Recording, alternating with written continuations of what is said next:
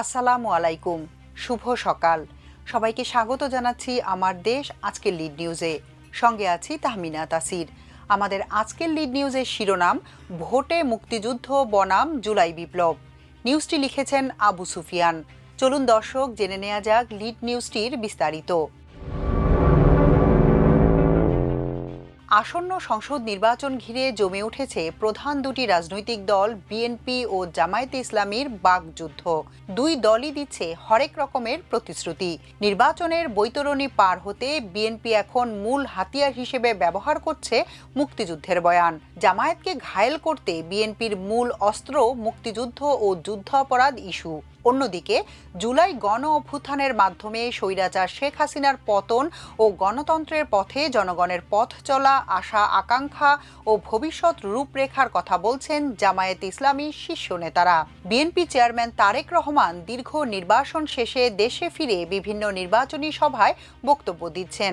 গত ২৭ জানুয়ারি পর্যন্ত তার বিভিন্ন সভার বক্তব্য বিশ্লেষণ করে দেখা গেছে, নির্বাচনী প্রচারে মুক্তিযুদ্ধের প্রসঙ্গ বেশ গুরুত্বের সঙ্গে তুলে ধরছেন তিনি। বিভিন্ন জেলায় দেওয়া তার বক্তব্যের সংক্ষিপ্ত বিশ্লেষণ থেকে বোঝা যায়, জামায়াতকে ঘায়েল করতে মুক্তিযুদ্ধকে প্রধান ঢাল হিসেবে ব্যবহার করছেন। তার বক্তব্যে জুলাই গণ অভ্যুত্থান প্রসঙ্গ ঠাঁই পেলেও অতটা গভীরভাবে নয়।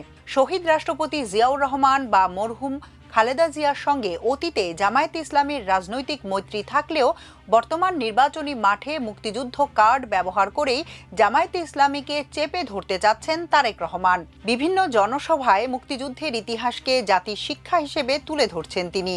গত ২২ জানুয়ারি সিলেটের সরকারি আলিয়া মাদ্রাসা ময়দানে জনসভায় তিনি বলেন, যাদের কর্মকাণ্ডের কারণে লাখ লাখ মানুষ শহীদ হয়েছেন, অসংখ্য মা বোন নির্যাতনের শিকার হয়েছেন, তাদের পরিচয় জনগণ ইতোমধ্যেই জানে। মৌলভীবাজারের জনসভায়ও মুক্তিযুদ্ধে জামায়াতে ইসলামীর ভূমিকার প্রসঙ্গ তোলেন তারেক রহমান। চট্টগ্রামের পলো গ্রাউন্ডে ২৫ জানুয়ারির জনসভায় তারেক রহমান বলেন, চট্টগ্রাম সেই পবিত্র ভূমি যেখানে ১৯৭১-এর স্বাধীনতার ঘোষণা ও লড়াই হয়েছে। তারেক রহমান জুলাই গণ অভ্যুত্থানকেও স্বাধীনতা ও সার্বভৌমত্ব রক্ষার সংগ্রামের সঙ্গে যুক্ত করেছেন। ১৮ জানুয়ারি ঢাকার কৃষিবিদ ইনস্টিটিউশনে তিনি বলেন, ১৯৭১ সাল ছিল স্বাধীনতা অর্জনের সংগ্রাম, আর ২০২৪ সাল দেশ ও জনগণের স্বাধীনতা রক্ষার সংগ্রাম। নারায়ণগঞ্জের ২৫০০ ও রূপগঞ্জের জনসভায় তিনি ২০২৪ সালের আন্দোলনের অংশগ্রহণকারী কৃষক, শ্রমিক, নারী, পুরুষ ও ছাত্রদের ১৯৭১ সালের আদর্শ অনুসরণকারী হিসেবেও তুলে ধরেন। অর্থাৎ তারেক রহমান মুক্তিযুদ্ধের সময় জামায়াতের ভূমিকার উপর বিশেষভাবে জোর দিচ্ছেন এবং নির্বাচনী প্রচারে তাদের সাম্প্রতিক কৌশলের সমালোচনা করছেন। মুক্তিযুদ্ধকে তারেক রহমান নির্বাচনী হাতিয়ার হিসেবে ব্যবহার করছেন। বিএনপির এর রাজনৈতিক অবস্থান সবচেয়ে স্পষ্টভাবে প্রতিফলিত হয়েছে দলের মহাসচিব মির্জা ফখরুল ইসলাম আলমগীরের ধারাবাহিক বক্তব্যে। ২৩ থেকে ২৬ জানুয়ারি পর্যন্ত ঠাকুরগাঁও সদর উপজেলার বিভিন্ন নাগরিক ও নির্বাচনী সমাবেশে মির্জা ফখরুল ইসলাম আলমগীর ১৯৭১ সালের প্রসঙ্গ সামনে এনে জামায়াতে ইসলামীর ভূমিকার সমালোচনা করেন। তিনি বলেন, জামায়াতে ইসলামী স্বাধীনতার বিরোধিতা করেছিল আর তারা পাকিস্তানের বিরুদ্ধে লড়ে দেশকে স্বাধীন করেছেন। তার বক্তব্যে তিনি সতর্ক করেন, ১৯৭১ সালে যারা দেশকে বিপদে ফেলেছিল তাদের হাতে দেশ গেলে বাংলাদেশ টিকবে না। ফখরুল বলেন, স্বাধীনতার বিরোধিতাকারীরাই আবার নির্বাচনী রাজনীতিতে প্রভাব বিস্তার করতে চাইছে, অথচ বিএনপি মুক্তিযুদ্ধ ও স্বাধীনতার পক্ষে অবস্থান নিয়েছে। তিনি বলেন, বিএনপি সবসময় ১৯৭১ সালকে মাথায় তুলে রাখে এবং যে দল দেশ ও স্বাধীনতাকে বিশ্বাস করে না তাদের ভোট দিলে দেশের সর্বনাশ হবে। বক্তব্যগুলো বিশ্লেষণে দেখা যায়, বিএনপি নির্বাচনী বয়ানে ১৯৭১ সালের মুক্তিযুদ্ধই প্রধান রাজনৈতিক অস্ত্র। জামায়াতে ইসলামীকে মোকাবেলার ক্ষেত্রে বিএনপি একচেটিয়াভাবে ৭১-এর ইতিহাস ব্যবহার করছে। জুলাই গণ অভ্যুত্থান, যার ফলে স্বৈরাচার শেখ হাসিনার পতন, রাজনৈতিক মুক্ত পরিবেশ এবং তারেক রহমানের দেশে ফেরার বাস্তবতা তৈরি হয়েছে, সে ঘটনা বিএনপির বক্তব্যে গৌণ। জুলাই আন্দোলনকে কোনো বক্তব্যেই স্বাধীনতার সমতুল্য রাজনৈতিক ভিত্তি হিসেবে তুলে ধরা হয়নি। বিএনপির রাজনৈতিক বয়ানে মুক্তিযুদ্ধ একটি কেন্দ্রীয় ও একচেটিয়া জায়গা দখল করে আছে। বিপরীতে জুলাই গণ অভ্যুত্থান, যার ফলে বর্তমান রাজনৈতিক বাস্তবতা সম্ভব হয়েছে, সে আন্দোলন বিএনপির বক্তব্যে প্রান্তিক অবস্থানে রয়ে গেছে। জামায়াতে ইসলামের প্রচারে গুরুত্ব পাচ্ছে জুলাই বিপ্লব, ভারতীয় ভারতীয় আধিপত্যবাদের বিরোধিতা ও নতুন বাংলাদেশের রূপরেখার প্রসঙ্গ।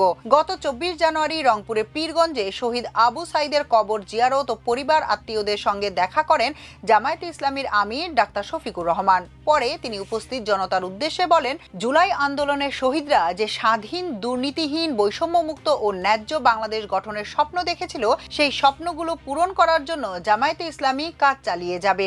আমাদের কোনো নিজস্ব স্বপ্ন নেই, তাদের স্বপ্নই আমাদের স্বপ্ন। শফিকুর রহমান বলেন, জুলাই আন্দোলনের শহীদ আবু সাঈদ ও তার সঙ্গে যারা জীবন উৎসর্গ করেছেন তারা আমাদের এক প্ল্যাটফর্ম দিয়েছে। এখন আমাদের দায়িত্ব সেই বিশ্বাস ও স্বপ্নকে রক্ষা করা। আমরা এমন একটি বাংলাদেশ চাই যেখানে দুর্নীতি, উগ্রবাদ বা হেজিমনির হরেক রকমের আধিপত্যের জায়গা থাকবে না।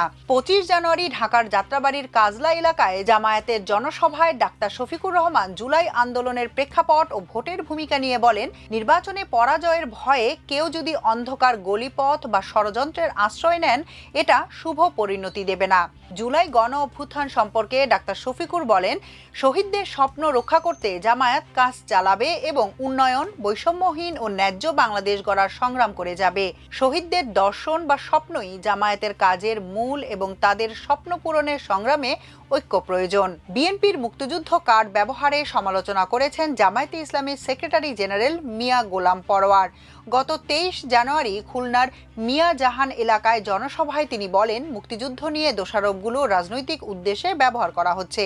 এমনকি দশক পরেও জামায়াতের বিরুদ্ধে কোনো মামলা বা জিডি না থাকায় এই অভিযোগগুলো রাজনৈতিক উদ্দেশ্য প্রণোদিত, ইতিহাসকে ভুলভাবে উপস্থাপন করা হচ্ছে। তিনি বিএনপির দাবিকে রাজনৈতিক উদ্দেশ্য প্রণোদিত বলে প্রত্যাখ্যান করেন। জামায়াতে ইসলামীর সহকারী সেক্রেটারি জেনারেল এবং কেন্দ্রীয় প্রচার ও মিডিয়া বিভাগের প্রধান এহসানুল মাহবুব জুবায়ের আমার দেশকে বলেন, তারা ফ্যাসিস্ট আওয়ামী লীগের মতোই মুক্তিযুদ্ধের কার্ড ব্যবহার করছে। এসব বিষয় শুনতে শুনতে মানুষ বিরক্ত। নির্বাচনে এসবের জবাব দেবেন ভোটাররা।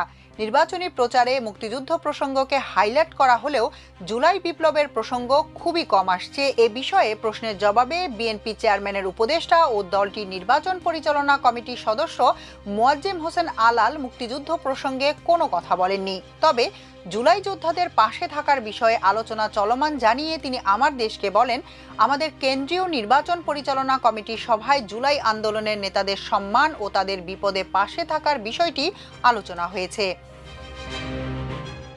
এখনকার মতো এ পর্যন্তই। সবাই ভালো থাকুন, সুস্থ থাকুন, থাকুন আমার দেশের সঙ্গে। চ্যানেলটি ভালো লাগলে সাবস্ক্রাইব করুন। আল্লাহ হাফেজ।